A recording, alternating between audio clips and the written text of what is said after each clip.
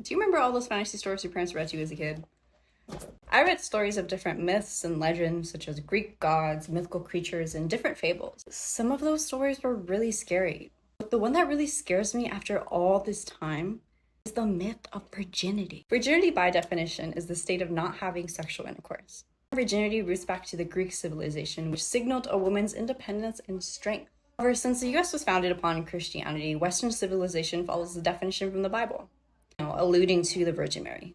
For those unfamiliar with the story, Mary is visited by an angel Gabriel and is told she'll be pregnant with the Messiah. Since then, the concept of virginity has had cultural and religious traditions that associate it with ideas of purity, honor, and worth. So here are 5 common myths about virginity. Number 1, a doctor can tell if you're a virgin or not.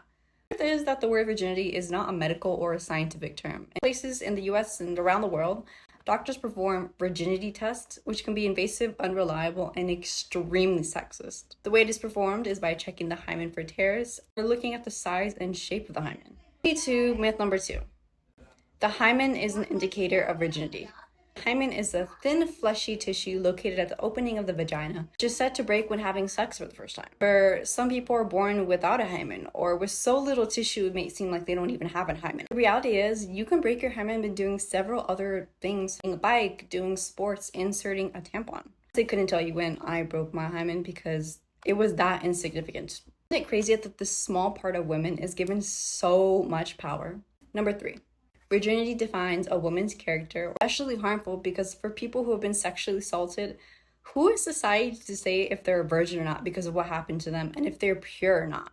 You can lose your virginity at any time, but also remember that there is nothing to lose. Your virginity just implies worth into something that is not tangible and a social construct. 4. Waiting until marriage is a bad thing. If you want to make the personal decision to wait till marriage to have sex, that's okay. And if you choose not to wait, that is also okay. But shaming others and making people feel less than for choosing to have sex is not okay.